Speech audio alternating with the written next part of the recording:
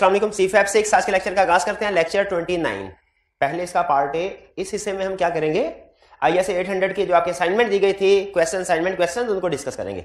Assignment कितने students ने की है असाइनमेंट, हाथ उठाइए जरा। शाबाश, 2 3 4 शाबाश। कोई नहीं, आज कर लीजिएगा, ठीक है। क्वेश्चन 1 स्टैंडर्ड कौन सा था, ISA 800। ISA 800 किस चीज से डील करता है, स्पेशल पर्पस फ्रेमवर्क के मुताबिक जो फाइनेंशियल स्टेटमेंट्स बनी हैं उनका रिव्यू कैसे करना है, इसे डील करता है। कि ऑडिट कैसे करना है, इससे डील करता है। और क्वेश्चन की रिक्वायरमेंट को गौर से पढ़ा करें, सुना करें, समझा करें।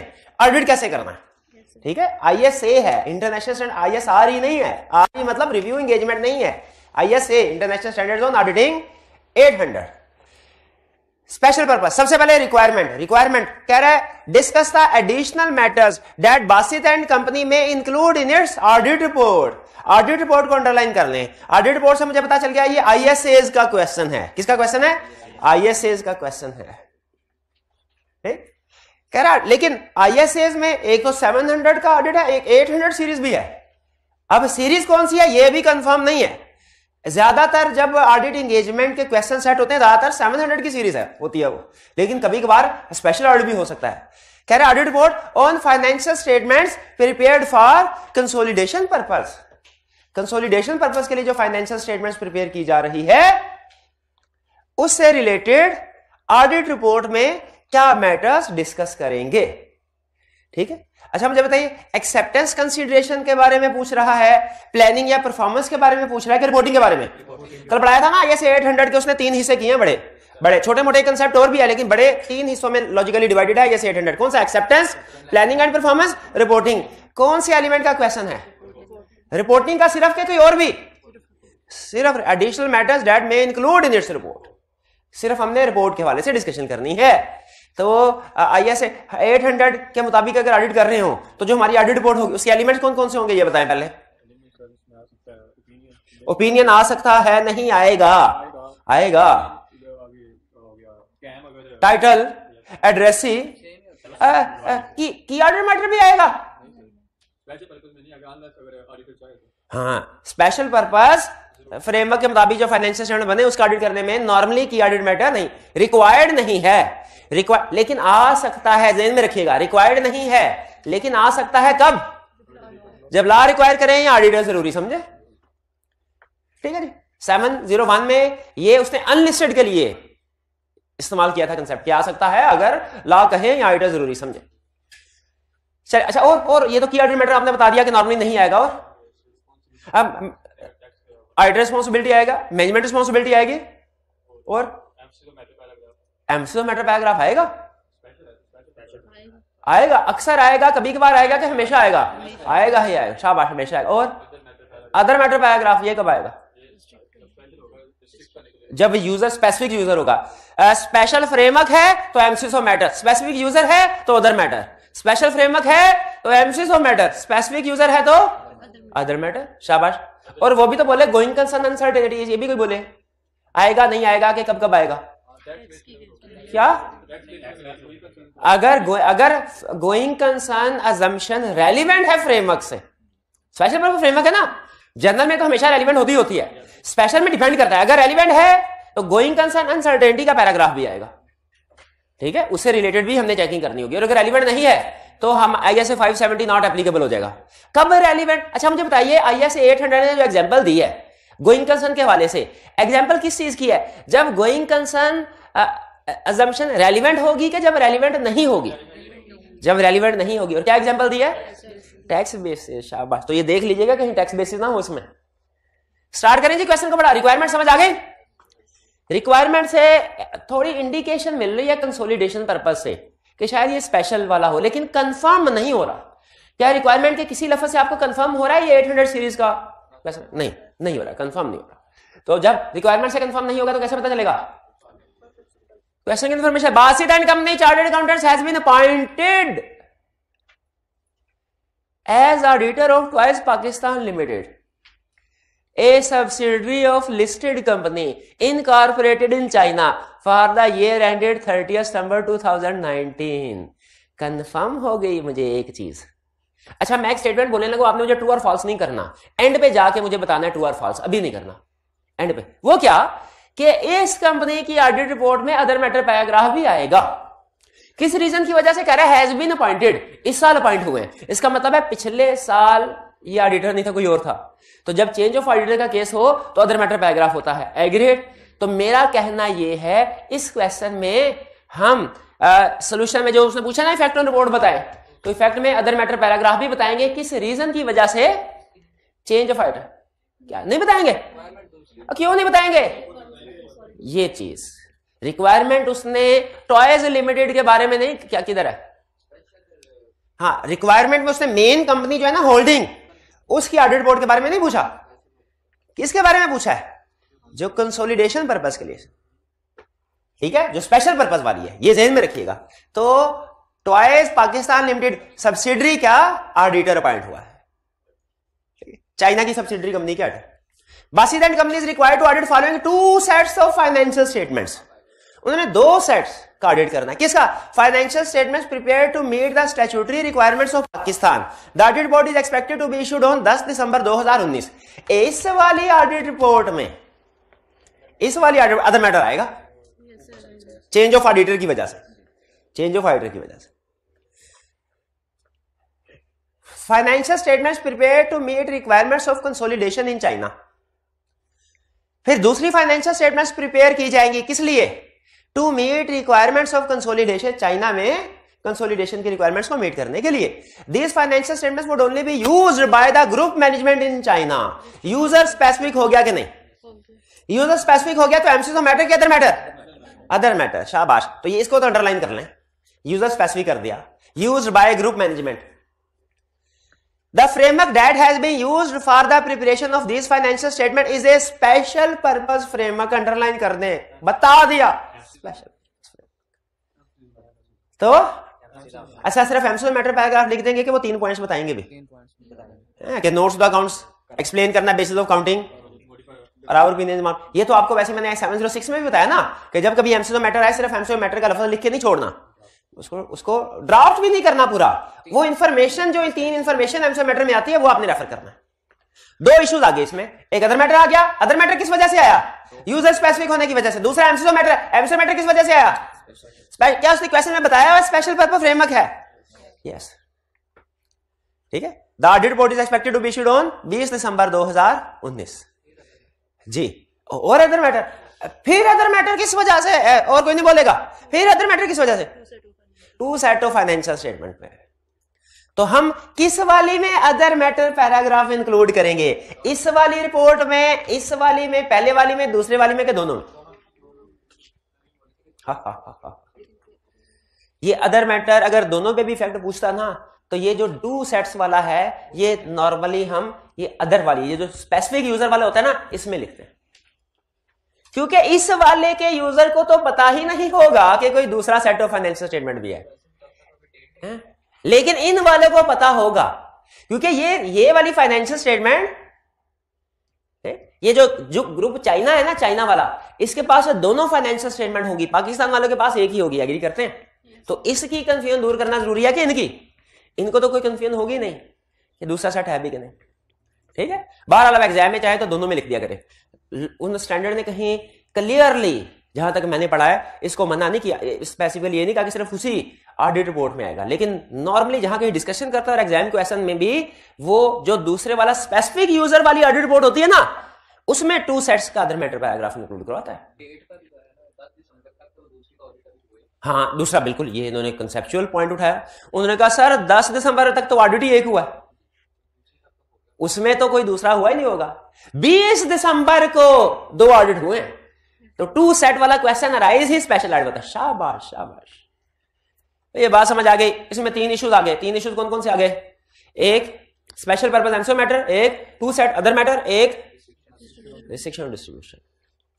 अगर वो इस कंपनी की रिपोर्ट की बात करता ना तो इसमें फिर हम वो चेंज ऑफ ऑडिटर की वजह से अदर मैटर पैराग्राफ भी डिस्कस करते हैं। ठीक है, चलिए, कोई और इम्पैक्ट रिपोर्ट तो नहीं आएगा? पक्का? चलिए आगे चलते हैं। बिल्कुल ठीक है, और कोई नहीं आएगा। Question 2, requirement discuss how would you deal with each of the above issues 3 थे लेकिन रेलिवेंट स्टैंडर्ड का एक ही था तो हमने एक ही उठाया। हाउ वुड यू डील, कैसे डील करोगे विद इस जो ऊपर इशू है इससे, and what may be the implication thereof on your audit report. मुझे सिर्फ ये बता दीजिए, सिर्फ इंपैक्ट ऑन रिपोर्ट बता रहा है कि एक्सेप्टेंस और प्लानिंग एंड परफॉर्मेंस भी बताना है। हाँ जी, ये उसने क्वेश्चन कंप्रीहेंसिव बनाया, इसमें सिर्फ रिपोर्ट के साथ लिमिटेड नहीं है। हाउ वुड यू डील, इसको अंडरलाइन कर लो। कह रहा है इस सिचुएशन को कैसे डील करोगे, इसका मतलब है इसमें हर चीज बतानी है। इस सिचुएशन से रिलेटेड जितने भी मसले आते हैं, चाहे एक्सेप्टेंस से रिलेटेड हो, चाहे प्लानिंग से, चाहे परफॉर्मेंस से, चाहे रिपोर्टिंग से, इवन अगर ये रिपोर्ट क्लियरली ना भी बात करता ना एंड के बाद इंपैक्ट ऑन रिपोर्ट की, तो how you would deal in itself इतना कंप्रीहेंसिव फ्रेज है कि इसमें इंपैक्ट ऑन रिपोर्ट भी बताते। हाउ वुड यू डील, इस सिचुएशन को कैसे डील करोगे, जैसे जैसे जो जो चीज है सारी डिस्कस करेंगे। स्टार्ट करते हैं। You are the manager responsible for the audit of Office Limited, a listed company whose field work in respect of statutory audit is in progress. जिसका statutory audit चल रहा है, statutory audit चल रहा है। You are reviewing the following issues which were brought to your attention by the audit team. क्या issue है जी? HL's parent company is registered in a foreign country, China, and has asked your firm to also provide an audit report on a separate set of financial statement which have been prepared under the accounting framework prevalent in that country, जो उस country के framework के मुताबिक है, parent company के। यानी ये जो अब जो दूसरा सेट ऑफ फाइनेंशियल स्टेटमेंट हमने ऑडिट करना है ना, वो किस फ्रेमवर्क के मुताबिक है?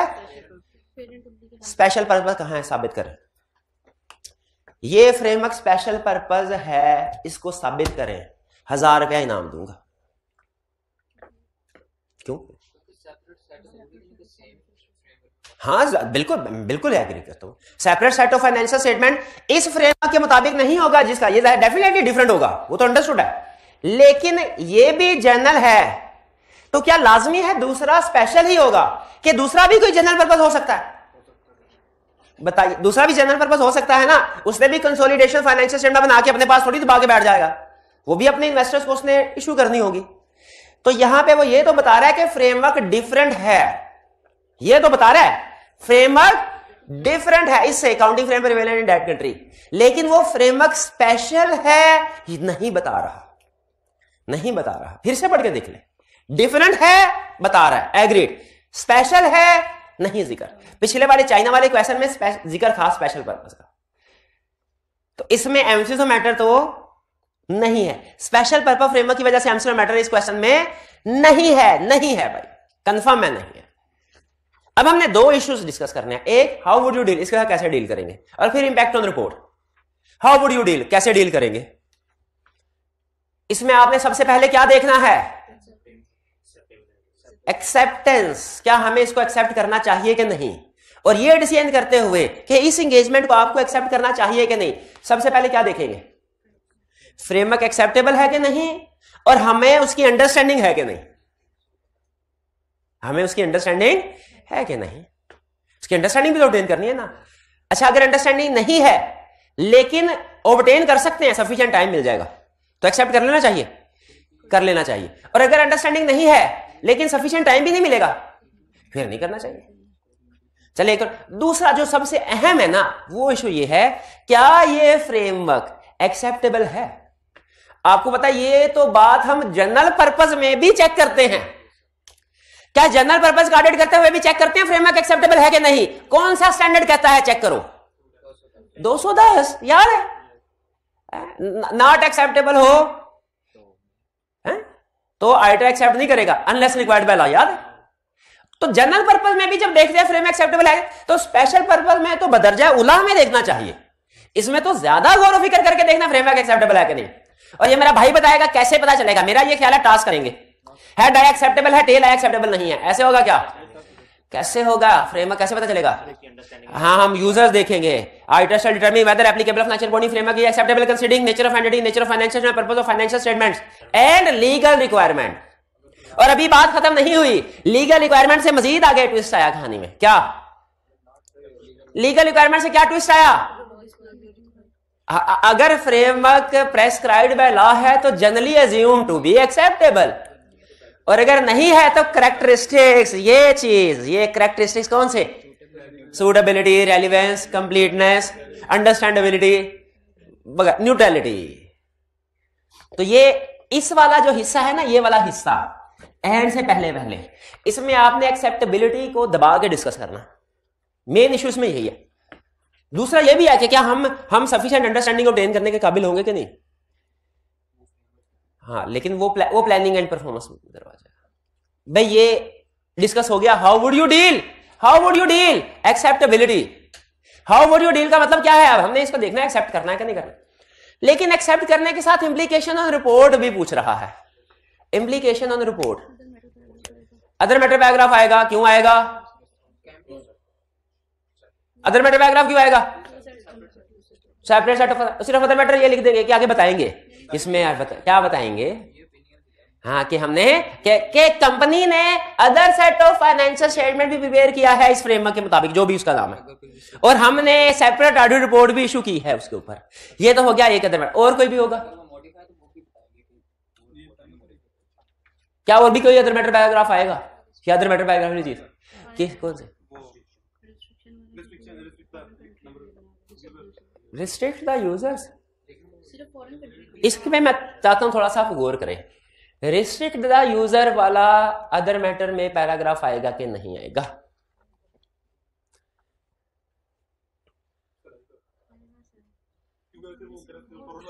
अच्छा, मेरा एक रफ ओपिनियन दे रहा हूं, रफ ओपिनियन, पक्का नहीं रफ।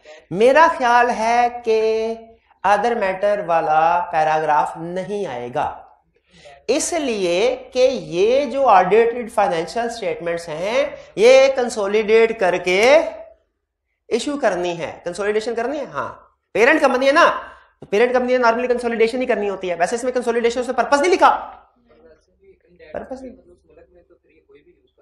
उस मुल्क में कोई भी यूज कर सकता है क्या? जी बताइए। एज्यूम कीजिए कि ये कंसोलिडेशन के लिए अगर हम भेज रहे हैं, क्या other matter paragraph distribution restrict होगी? क्यों रिस्ट्रिक्ट होगी? हाँ, क्योंकि सिर्फ इसको पेरेंट कंपनी कंसोलिडेशन में यूज करे। ठीक है, जो कंसोलिडेटेड फाइनेंशियल स्टेटमेंट होगी ना, वो चाहे जिसको मर्जी इशू कर दे। देखें, एक है रिपोर्ट, ये कंपोनेंट की रिपोर्ट में, हम कंपोनेंट है ना, हमारी रिपोर्ट में डिस्ट्रीब्यूशन रिस्ट्रिक्ट होगी कि सिर्फ मैनेजमेंट को जाए। लेकिन जब ये कंसोलिडेटेड फाइनेंशियल स्टेटमेंट्स के अंदर आ जाएगी सब्सिडरी, तो कंसोलिडेटेड फाइनेंशियल स्टेटमेंट की जो रिपोर्ट होगी ना, वो फिर रिस्ट्रिक्ट होना जरूरी नहीं है, तो सारी दुनिया को जाएगी। तो इसमें अदर मैटर भी, डिस्ट्रीब्यूशन भी रिस्ट्रिक्ट होगी, टू सेट भी आएगा, डिस्ट्रीब्यूशन भी रिस्ट्रिक्ट होगी, स्पेशल पर्पस नहीं आएगा। क्यों नहीं आएगा? एमसीक्यू मैटर नहीं आएगा। क्यों? स्पेशल पर्पस के बारे में नहीं बताया। स्पेशल पर्पस के बारे में एमसीक्यू मैटर क्यों नहीं आया? स्पेशल पर्पस के बारे में नहीं बताया। की ऑडिट मैटर क्या इसमें आएगा? List special purpose, listed company special purpose framework, KAM required or not? Not required. हाँ जी, क्योंकि स्पेशल पर्पस है, जनरल पर्पस है, फिर रिक्वायर्ड होता है। हाँ, वो जो दूसरी होगी जो कंसोलिडेटेड फाइनेंस, उसमें आ जाएगा। भाई ये क्लियर हो गया। इसमें दो, पहले हिस्से में हमने किसके ऊपर कमेंट किया है? एक्सेप्टेबिलिटी के ऊपर, और दूसरे हिस्से में रिपोर्ट में, और उसमें अदर मैटर, डिफरेंट सेट्स की वजह से और यूजर रिस्ट्रिक्ट करने की वजह से डिस्ट्रीब्यूशन को। क्लियर? क्वेश्चन समझ आ गया? आगे चलते हैं। चलिए, क्वेश्चन 3। दो रिक्वायरमेंट्स हैं। Describe the essential contents of a special purpose audit report as required by ISS. Special purpose audit report के कंटेंट्स बताओ। ठीक है, अभी हम ऊपर चेक कर लेते हैं कि स्पेशल पर्पस ऑडिट रिपोर्ट कौन सा कह रहा है। क्या ये स्पेशल पर्पस फ्रेमवर्क की बात की जा रही है? क्या ये सिंगल फाइनेंशियल स्टेटमेंट एलिमेंट की, या समरी की? सारे ही स्पेशल केस बनते हैं ना, स्पेशल, सारे ही स्पेशल ऑडिट है। तो शायद ऊपर इंफॉर्मेशन में हमें वो बता दे कि कौन सा। फिर बी में कह रहा है explain how would you respond to the above situation. ये जो ऊपर सिचुएशन, इसमें कैसे रिस्पॉन्ड करोगे? ये वही रिक्वायरमेंट है। कौन सी? How would you deal with the above situation. How would you respond, deal की बजाय उसने रिस्पॉन्ड का वर्ड यूज कर लिया, तो एक ही बात है। ओपन, सारा कुछ बताएंगे, कोई प्लानिंग, परफॉर्मेंस, एक्सेप्टेंस, रिपोर्टिंग, सारा कुछ बताएंगे। ठीक है, ये ओपन क्वेश्चन है। ये how would you deal, how would you respond, open. You are the statutory auditor of Critical Limited. The company has asked you to submit a special audit report for onward submission to a regulatory authority. For onward submission to general public नहीं, regulatory authority, shareholders regulator, पक्का हो गया क्या? Special purpose कहाँ? Special purpose और चीज है, specific user और चीज है। भाई लिख इधर लिख, स्पेशल पर्पज और चीज है, स्पेसिफिक यूजर और चीज है। स्पेशल पर्पज और चीज है, स्पेसिफिक यूजर और भी करके पढ़ाया था। ये स्पेशल पर्पज है फ्रेमवर्क या स्पेसिफिक यूजर है? यूजर है। रेगुलेटरी अथॉरिटी स्पेसिफिक यूजर है। हो सकता है फ्रेमवर्क भी स्पेशल हो, अभी तक बताया नहीं है। अदर मैटर तो कंफर्म हो गया। स्पेशल पर्पज ऑडिट रिपोर्ट का, स्पेशल पर्पज फाइनेंशियल स्टेटमेंट नहीं का। Special purpose audit basically general term है जो ISA 800 की सीरीज के स्टैंडर्ड को कलेक्टिवली कवर करने के लिए बोली जाती है। जैसा था मॉडिफाइड ओपिनियन, क्वालिफाइड एडवाइजर को कलेक्टिवली कवर करने के लिए। तो इसी तरह ISA 800 में 3 तरह के ऑडिट हैं। कलेक्टिवली को क्या कहा जाता है? Special audits. और 700 का general audits. The report has to be submitted on a format prescribed by regulatory authority. The substance and लो, ये तो फॉर्मेट उसने प्रेस्क्राइब, इस पे हमारी तो चलनी नहीं। ये तो फॉर्मेट उसने प्रेस्क्राइब कर दिया, इसका मतलब है हमें उसी के फॉर्मेट पे रिपोर्ट देनी है। अपने तो हमने सोचते नहीं अदर मैटर या मॉडिफाइड ओपिनियन या क्या। फॉर्मेट कौन सा होगा? Prescribed format of audit report किसने प्रेस्क्राइब किया है? रेगुलेटरी अथॉरिटी ने, लॉ ने। Format prescribed by law. अच्छा, 2 क्वेश्चन पूछ रहा हूं, मुझे बताइए फर्क है कि नहीं। एक फ्रेमवर्क प्रेस्क्राइब्ड बाय लॉ, एक format of audit report prescribed by law. दोनों सेम कंसेप्ट है या डिफरेंट? फ्रेमवर्क फाइनेंशियल स्टेटमेंट्स के लिए है और ऑडिट रिपोर्ट का फॉर्मेट ऑडिटर के लिए है। ये दोनों कंसेप्ट किस स्टैंडर्ड में पढ़े थे? 210 में क्या थे? दोनों में फर्क समझ आ रहा है कि नहीं? एक कौन सा है? फॉर्मेट डिफरेंट, एक फ्रेमवर्क प्रेस्क्राइब्ड बाय लॉ। ठीक, तो फ्रेमवर्क प्रेस्क्राइब्ड बाय लॉ में डिस्कशन कुछ इस तरह की थी, गलती करूं तो बता दीजिएगा, कि अगर फ्रेमवर्क प्रेस्क्राइब्ड बाय लॉ है नॉर्मली तो वो प्रिज्यूम टू बी एक्सेप्टेबल। अगर प्रेस्क्राइब्ड बाय लॉ नहीं है तो हम कैरेक्टरिस्टिक्स देखते हैं। ये नॉर्मल डिस्कशन। फिर उसके बाद एक्सेप्शंस विषय में डिस्कस करता है, कहता है बाज़ औक़ात ऐसा भी हो सकता है, अजीब क्या हो सकता है कि फ्रेमवर्क प्रेस्क्राइब्ड बाय लॉ हो बट नॉट एक्सेप्टेबल। ऐसी सिचुएशन में क्या करना होता है? एंगेजमेंट, हाँ एडिशनल से, शाबाश शाबाश। उसी तरह वो इस चीज को भी डिस्कस करता है कि ऑडिट रिपोर्ट का फॉर्मेट प्रेस्क्राइब्ड बाय लॉ हो तो क्या हम ISAs के साथ कंप्लायंस को, अगर उस फॉर्मेट को यूज कर सकते हैं जो लॉ ने प्रेस्क्राइब किया ऑडिट रिपोर्ट का फॉर्मेट, उसको यूज कर सकते हैं? कर सकते हैं अगर मिनिमम कंटेंट्स पूरे हो रहे हो जो ISA ने कहा। हाँ, कर सकते हैं यूज। क्या इनमें ISAs का वर्ड यूज कर सकते हैं कि we have conducted our audit in accordance with ISAs? कर सकते हैं अगर इनमें वो कोई मिसअंडरस्टैंडिंग क्रिएट नहीं होती। लेकिन अगर कोई मिसअंडरस्टैंडिंग क्रिएट हो रही हो तो हमने देखना है कि एडिशनल डिस्क्लोजर से इस मिसअंडरस्टैंडिंग को रिमूव किया जा सकता है।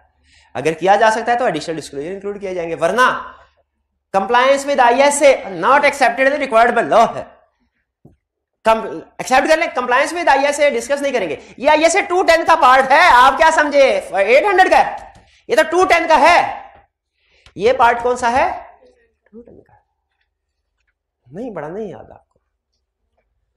Explain how would you respond to the above situation में मसला क्या है? मसला क्या? अच्छा नहीं सॉरी, ये तो बी का पार्ट डिस्कस कर रहे थे। ए में क्या कह रहा है? ये कौन सा ऑडिट है? अब इसने इसमें पर्पस नहीं बताया हुआ, सॉरी ये नहीं बताया हुआ कि स्पेशल पर्पस है या कि सिंगल है। स्पेशल पर्पस ही लग रहा है मुझे। 800 के मुताबिक कर लें इसको डिस्कस।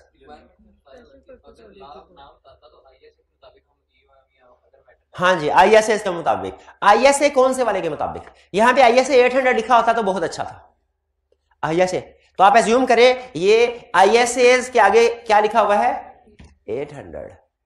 अब ये मेरा भाई मुझे बताएगा ISA 800 के रिपोर्ट के एलिमेंट्स क्या हैं। अरे भाई IS 800 की रिपोर्ट के एलिमेंट्स जल्दी से बता दे 2 मिनट के लिए। 700 वाले टाइटल 700 वाले जो फर्क है वो बताओ। सर इसमें अदर मैटर और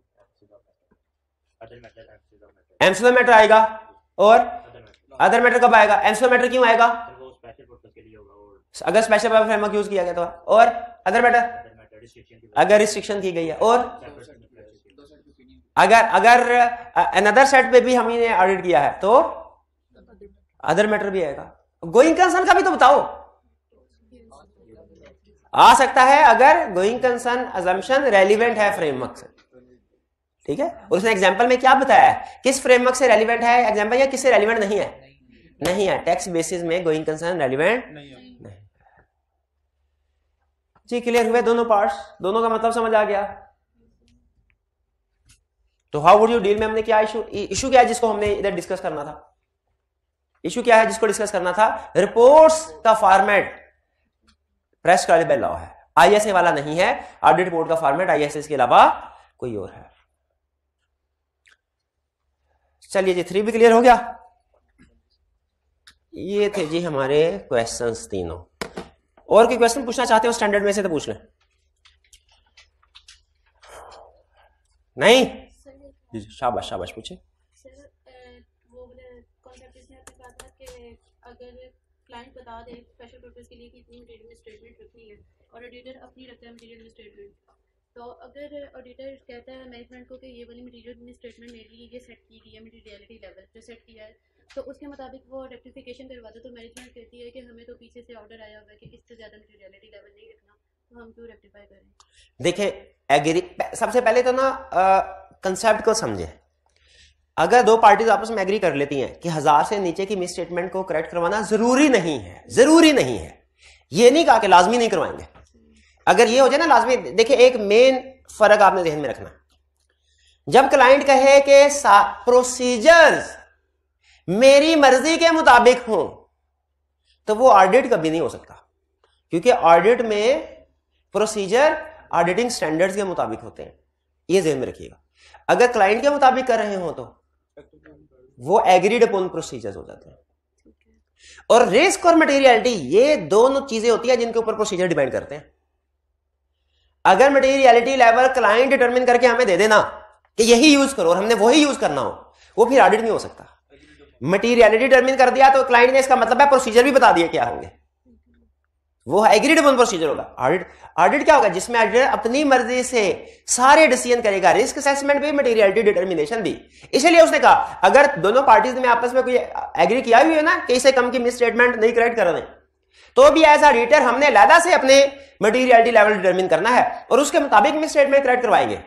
अगर फर्ज कीजिए उन्होंने आपस में 1000 एग्री किया, हमारी 1200 का मटेरियलिटी लेवल आया, अब तो क्लाइंट हमारी हर बात खुश होकर मानेगा क्योंकि हमारा मटेरियलिटी लेवल उससे ज्यादा है, तो वो कहेगा ठीक है 1000 का एग्री हुआ था, इससे ऊपर तो मैंने वैसे भी करने थे आपका मटेरियलिटी। लेकिन अगर हमारे मटेरियलिटी लेवल 800 हो जाए और 900 की मिस स्टेटमेंट हो, क्लाइंट उसको करेक्ट ना कर रहा हो, मैनेजमेंट ये कह के कि हमारा तो लेवल एग्री हुआ है फॉरेन डोनर के साथ 1000 का, क्या हमें और हमारे मुताबिक मटेरियलिटी लेवल 800 है, क्या हम अपना ओपिनियन क्वालिफाइड कर सकते हैं कि नहीं?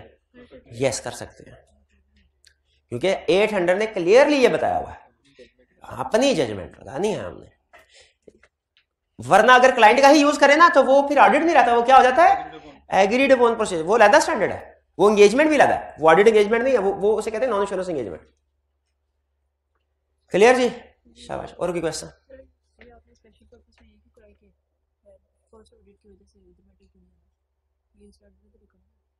नहीं, जो पहले क्वेश्चन में मैंने कहा था फर्स्ट ऑडिट की वजह से अदर मैटर नहीं आना, वो जो कंसोलिडेशन वाली फाइनेंशियल स्टेटमेंट की ऑडिट रिपोर्ट थी ना उसमें नहीं आना, जो मेन ट्रॉय लिमिटेड की ऑडिट जो ऊपर पहली वाली थी उसमें तो आएगा। पहले जो दो है ना उसमें फाइनेंशियल स्टेटमेंट्स, तो पहले वाली फाइनेंशियल स्टेटमेंट्स की ऑडिट रिपोर्ट में अदर मैटर आएगा, वो तो जनरल है। दूसरे वाली में नहीं आएगा, रिक्वायरमेंट में उसने दूसरे वाली की ऑडिट रिपोर्ट का इफेक्ट पूछा है। नहीं, कंसोलिडेशन वाली में आता है, कंसोलिडेटेड फाइनेंशियल स्टेटमेंट्स की ऑडिट रिपोर्ट पे आएगा, कंपोनेंट ऑडिटर की ऑडिट रिपोर्ट में तो अदर मैटर नहीं ना आएगा। पिक कर रहे हैं पॉइंट? चलिए अब ISA 805 की तरफ चलते हैं। यह भी स्पेशल ऑडिट है। ये कौन सा, देखिए आपने इसका अगर हेडिंग को समझ लिया ना, टाइटल को, तो आपको इसका स्कोप समझ आ गया। कह रहा है IS 805 ये है स्पेशल कंसीडरेशन। अच्छा ये अजीब, स्पेशल कंसीडरेशन को आपने नोट करना है। इस फ्रेज के ऊपर मैंने आर्गुमेंट करने कुछ आपसे, बहस होगी इस लफ्ज के ऊपर, स्पेशल कंसीडरेशन के ऊपर। Audit of single financial statements and specific element. अब ये कौन सा ऑडिट है? ये स्पेशल पर्पस के मुताबिक जो फाइनेंशियल स्टेटमेंट बनी है उसका ऑडिट नहीं है। किसका ऑडिट है? सिंपल नहीं है, single financial statements, single financial statement and specific element. अच्छा सिंगल फाइनेंशियल स्टेटमेंट का अपोजिट क्या होता है? Multiple financial statements. हाँ, सिंगल का अपोजिट होता है complete set of financial statement. Complete set of financial statements का मतलब 5 फाइनेंशियल स्टेटमेंट हो। सेट में ज्यादा चीजें होती है ना, है? तो सेट में सिंगल का मतलब क्या है? सिर्फ income statement. Single financial statement का मतलब क्या है? सिर्फ इनकम स्टेटमेंट या सिर्फ बैलेंस शीट या सिर्फ कैश। सिंगल फाइनेंशियल स्टेटमेंट का मतलब यह है। और स्पेसिफिक एलिमेंट का मतलब क्या है? सिर्फ डेटर्स, सिर्फ क्रेडिटर्स, सिर्फ फिक्स एसेट्स, ये है स्पेसिफिक। अच्छा चेंज नहीं करना, किसी ने सिंगल एलिमेंट कहा ना तो मैं नहीं छोड़ूंगा, और किसी ने स्पेसिफिक फाइनेंशियल स्टेटमेंट कहा फिर भी नहीं छोड़ूंगा। क्या बोलना है? सिंगल फाइनेंशियल स्टेटमेंट और स्पेसिफिक एलिमेंट। चलिए आपसे पहला सवाल पूछता हूं। एक audit of single financial statement है, एक ऑप्शन आपके पास, दूसरी ऑप्शन है ऑडिट ऑफ सिंगल एलिमेंट। किस एंगेजमेंट पे जाना पसंद करेंगे? स्पेसिफिक एलिमेंट पे। क्यों? एक ही है। सिंगल फाइनेंशियल स्टेटमेंट तो फिर भी हो सकता है 15-20 एलिमेंट हो जाए, पूरी इनकम स्टेटमेंट वेरीफाई करनी पड़ेगी।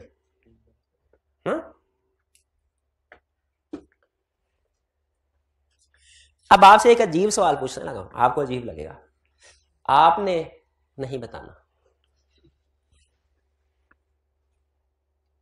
Audit of general complete financial statements का ऑडिट करने जा रहे हैं, पहली सेशन।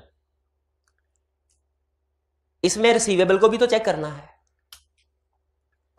एक सिचुएशन ये है, इसमें रिसीवेबल को भी वेरीफाई किया। दूसरी सिचुएशन सिर्फ रिसीवेबल को ऑडिट करना है। ये हो गया 700 कंप्लीट सेट है जनरल पर्पस, ये हो गया 805। ओवरऑल अगर देखा जाए, ओवरऑल किस एंगेजमेंट में ज्यादा प्रोसीजर्स होंगे? ओवरऑल कंप्लीट सेट में। अब जरा गौर से सुनिएगा, क्या अगर पहली सिचुएशन है हमने complete set of financial statement में रिसीवेबल को वेरीफाई करने के लिए प्रोसीजर परफॉर्म किए, दूसरी सिचुएशन है रिसीवेबल का ऑडिट करने के लिए सिर्फ single element, sorry specific element का ऑडिट करने के लिए हमने प्रोसीजर परफॉर्म किए। बताइए किस एंगेजमेंट में रिसीवेबल पे ज्यादा प्रोसीजर परफॉर्म हुए होंगे? रिसीवेबल के हिसाब से बताएं। स्पेसिफिक एलिमेंट पे, क्योंकि इसमें काम ही एक एरिया पे करना है। इधर 10 पेपर की तैयारी करनी है, उनमें से एक पेपर ऑडिट भी है, इधर एक ही पेपर की तैयारी करनी है, ऑडिट है। किसमें ज्यादा प्रोसीजर होंगे? स्पेसिफिक एलिमेंट में। एग्रीड? ये पॉइंट ध्यान में रखना है। पहली चीज मैंने आपको बताई, सिंगल फाइनेंशियल स्टेटमेंट और स्पेसिफिक एलिमेंट में फर्क, और दूसरी चीज, दोनों में फर्क है ना। सिंगल फाइनेंशियल स्टेटमेंट पूरा फाइनेंशियल स्टेटमेंट एक, स्पेसिफिक एलिमेंट उसका सिर्फ एक हिस्सा, ठीक है। और दूसरी चीज क्या बताई? स्पेसिफिक एलिमेंट में उस एलिमेंट के प्रोसीजर ज्यादा होंगे, यानी स्पेसिफिक एलिमेंट में स्कोप ऑफ वर्क ज्यादा होगा बनिस्बत complete set of financial statement के उसी एरिया में जो प्रोसीजर परफॉर्म कर रहे होंगे। ये बात समझ आती है? अच्छा, अब कौन स्टूडेंट मुझे स्पेशल कंसीडर बताएगा ये स्पेशल कंसीडरेशन का लफ्ज क्यों लिखा हुआ है इस स्टैंडर्ड में? इसलिए कि इसकी जनरल कंसीडरेशन यहां पे डिस्कस नहीं हुई। इसमें भी सेम कंसेप्ट अप्लाई होगा जो 800 वाला। क्या? कि जो खसूसी बातें इस स्टैंडर्ड में डिस्कस हुई है ना, वो अप्लाई होंगी, और जो जनरल बातें इस स्टैंडर्ड में डिस्कस नहीं हुई वो 200 से 700 वाली अप्लाई होंगी। यानी ये बेसिकली आपको टेक्निकली ये समझा रहा है कि इस स्टैंडर्ड में 805 के सारी चीजें हमने डिस्कस नहीं की, सिर्फ वही चीजें डिस्कस की हैं जो स्पेशल है, जो स्पेसिफिक टू 805 है, ठीक है। जो बाकी की चीजें हैं ठीक है, अगर इसका मतलब मुझे किसी स्पेसिफिक एलिमेंट या सिंगल फाइनेंशियल स्टेटमेंट्स का ऑडिट करना है, मैं सिर्फ 805 पढ़ के ऑडिट नहीं कर सकता, मुझे 200 से 700 भी पढ़ना पड़ेगा, क्योंकि बाकी की जनरल कंसीडरेशन वहां से आएगी। जैसे कल भी यही हुआ था, कल ऐसे। चलिए अब आगे चलते हैं। अगेन इसके 5 लर्निंग ऑब्जेक्टिव हैं। एक में तो उसने कोई रिपोर्टिंग की बात की होगी ना, फॉर्मेट फॉर्मेट की, आपको पता है एग्जांपल देता है, वो निकल गया। पहला लर्निंग ऑब्जेक्टिव कौन सा होगा, जिसमें कुछ बेसिक कंसेप्ट्स बता रहा होगा कि सिंगल फाइनेंशियल स्टेटमेंट क्या होते हैं, स्पेसिफिक एलिमेंट क्या होता है। बाकी के जो 3 लर्निंग ऑब्जेक्टिव हैं वो एक एक्सेप्टेंस, प्लानिंग एंड परफॉर्मेंस, और तीसरा रिपोर्टिंग और ओपिनियन। ये बात समझ, इसका भी स्ट्रक्चर वैसा ही उसने बनाया जैसे 800 का था। मे भी, मुझे कंफर्म नहीं है, लेकिन मे भी जो कल हमने स्टैंडर्ड पढ़ना है 810, उसका भी स्ट्रक्चर ऐसा ही हो। तो भी जरा देखते हैं। देखिए लर्निंग ऑब्जेक्टिव 1 में वो आपको कह रहा है, मैं आपको समझाऊंगा सिंगल फाइनेंशियल स्टेटमेंट क्या है, स्पेसिफिक एलिमेंट क्या है।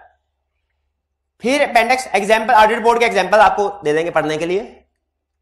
असल कहानी इन 3 लर्निंग ऑब्जेक्टिव में है, एक एक्सेप्टेंस से रिलेट करता है, दूसरा प्लानिंग एंड परफॉर्मेंस से, और तीसरा ऑडिट बोर्ड और ओपिनियन से।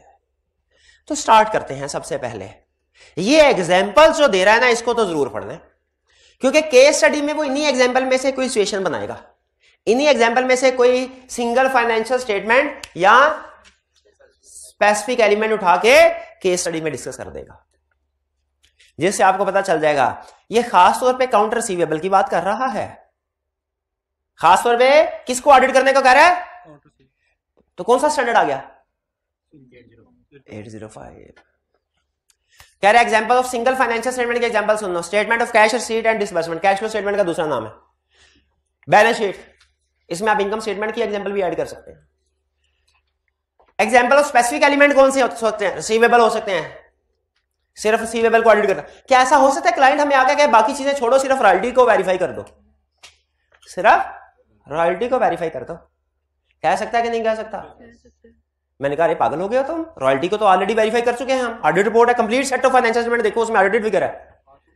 वो कहेगा नहीं, वो तो जनरल यूजर्स के लिए है, असल में ये रॉयल्टी मुझे मिल रही है और मैं ये चाहता हूं कि मुझे पता चले कि वाकई ही इतनी ही रॉयल्टी बनती है कि नहीं बनती। आम यूजर्स के लिए तो ओवरऑल फाइनेंशियल स्टेटमेंट्स रेलिवेंट है? उस हिसाब से देखो तो मटेरियलिटी लेवल ही रॉयल्टी की फिगर से ज्यादा है, आम यूजर के लिए रॉयल्टी की फिगर छोटी सी है। तो आपने हल्के फुल्के प्रोसीजर, मुझे पता है सिर्फ एनालिटिकल प्रोसीजर परफॉर्म करके निपटा दिया होगा काम, हमने कहा किया तो ऐसे ही है। तो वो पर्सन क्या कह रहा है, कह रहा है लेकिन मेरे लिए सबसे अहम एक ही चीज है रॉयल्टी, क्योंकि मुझे मिलनी ही यही रॉयल्टी।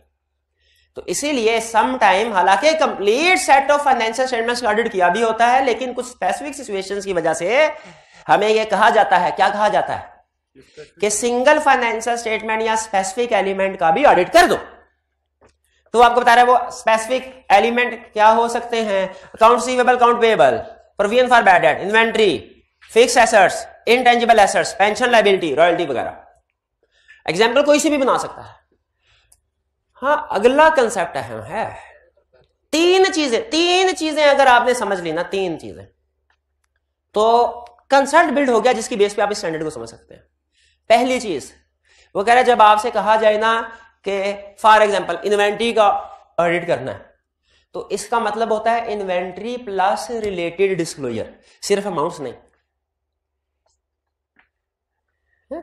जब आपसे कहा जाए फिक्स एसेट्स का ऑडिट करो सिर्फ, तो आपने किस किस चीज को वेरीफाई करना है, फिक्स एसेट्स और उससे रिलेटेड डिस्क्लोजर। शाबाश। यानी single financial statement single elements by default includes disclosure नहीं, रिलेटेड डिस्क्लोजर, रेलिवेंट डिस्क्लोजर। सारे थोड़ी करेंगे हैं, फिक्स एसेट को करें तो इन्वेंट्री को थोड़ी देखेंगे। पहली चीज ये single financial statement specific includes related disclosure. दूसरी चीज जरा गौर से सुनिएगा तवज्जो के साथ। अगर आपको डेटर्स का ऑडिट करने के लिए कहा गया है ना, तो आपके वेरिफिकेशन प्रोसीजर सिर्फ डेटर्स पे नहीं होंगे, और एरिया पे भी होंगे। हाँ, सेल्स पे।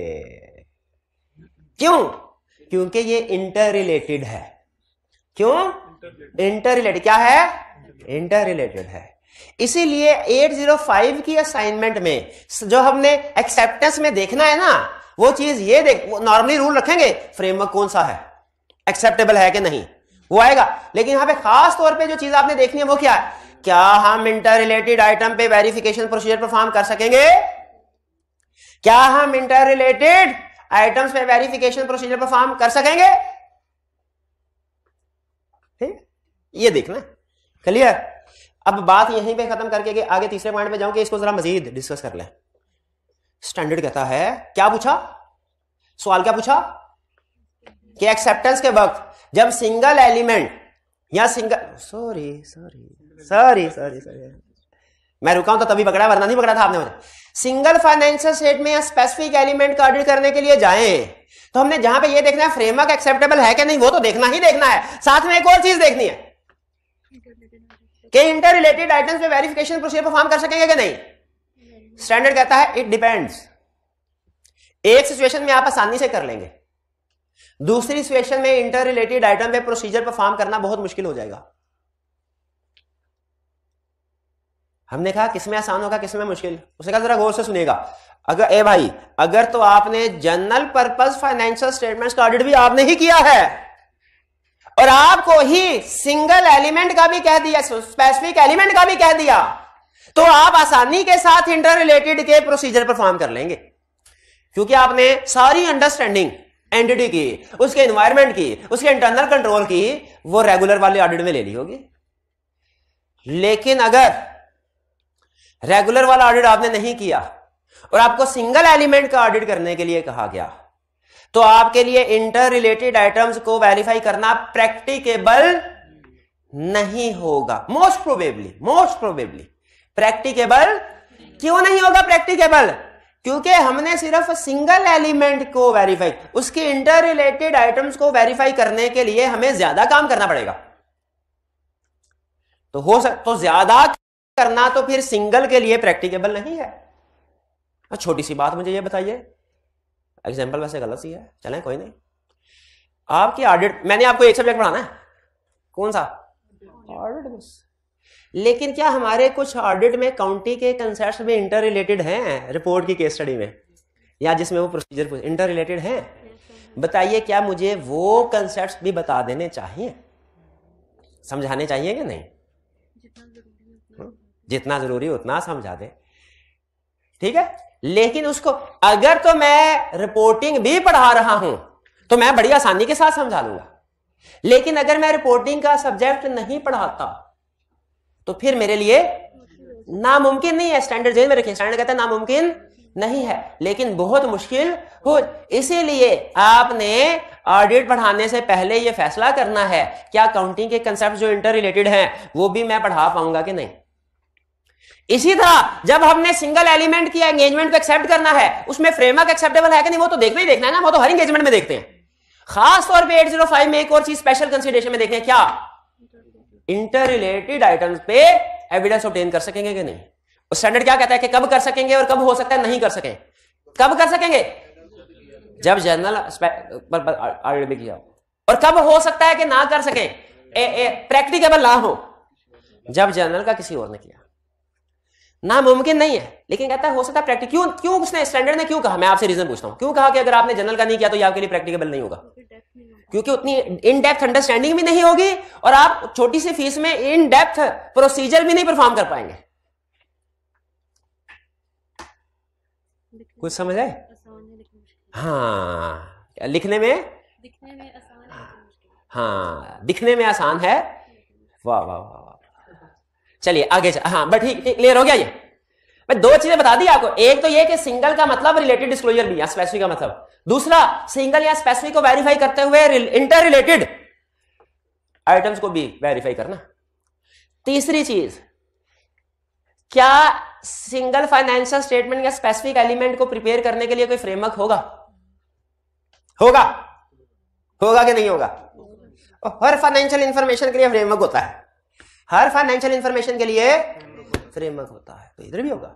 वो फ्रेमवर्क कौन सा हो सकता है, जनरल पर्पस के, स्पेशल के, दोनों हो सकते हैं। फिक्स एसेट्स आईएफआरएस के मुताबिक बनाए हैं, सिर्फ उन्हीं पे ओपिनियन देना हो सकता है, ठीक है। Statement of cash received and disbursement के ऊपर ओपिनियन चाहिए और ये कैश बेसिस काउंटिंग के ऊपर बनी है, हो सकता है। रिपोर्ट पे क्या इफेक्ट पड़ेगा जनरल पर्पस या स्पेशल पर्पस की वजह से?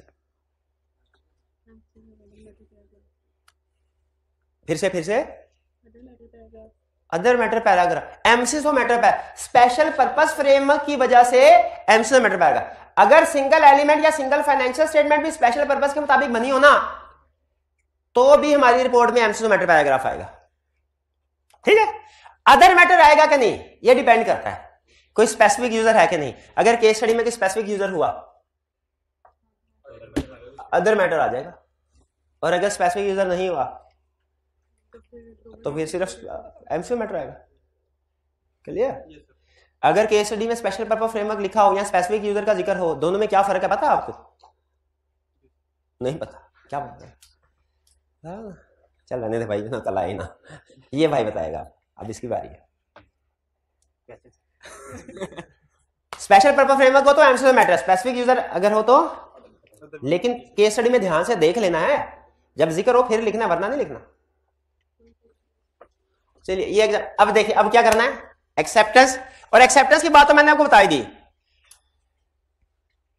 ठीक है। एक्सेप्टेंस में कहता है दो चीजें लाजमी देखनी है। पहली चीज क्या, applicable financial reporting framework acceptable है कि नहीं, और दूसरी चीज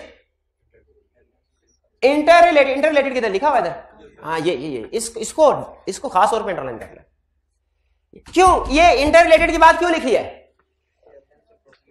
इसलिए कि अगर इंटर रिलेटेड एविडेंस ऑब्टेन ना कर सके तो audit of single financial statement या एलिमेंट क्या हो जाएगा, नॉट प्रैक्टिकेबल। अगर इंटर रिलेटेड पे एविडेंस ऑब्टेन ना कर सके तो ये क्या हो जाएगा, नॉट। आगे वो रीजन बता रहा है कि क्यों नॉट प्रैक्टिकेबल हो जाएगा, ये रीजन है। इसलिए नॉट प्रैक्टिकेबल हो जाएगा, हमारे पास understanding of entity internal control, कोई अगर जनरल ऑडिट हमने नहीं किया हुआ सिंगल, तो डायरेक्ट सिंगल एलिमेंट के स्पेसिफिक एलिमेंट के ऊपर आ गए, तो हमारे लिए क्यों नॉट प्रैक्टिकेबल है? क्योंकि हमारे पास अंडरस्टैंडिंग नहीं होगी। दूसरा, क्योंकि हमें क्लाइंट के जो एविडेंस अकाउंटिंग रिकॉर्ड्स हैं इसके बारे में नहीं पता होगा कितनी अच्छी क्वालिटी का है, रिलायबल है कि नॉट रिलायबल है, इसके बारे में नहीं पता होगा। और हमारा वर्क डिसप्रपोर्शनेट हो सकता है। क्या हो सकता है? डिसप्रपोर्शनेट। डिसप्रपोर्शनेट को अंडरलाइन करें, डिसप्रपोर्शनेट। अब ये लफ्ज मैंने एक्सप्लेन करना है, कौन सा लफ्ज? इंटर रिलेटेड किया ना थोड़ी देर पहले, अब कौन सा लफ्ज एक्सप्लेन करना है?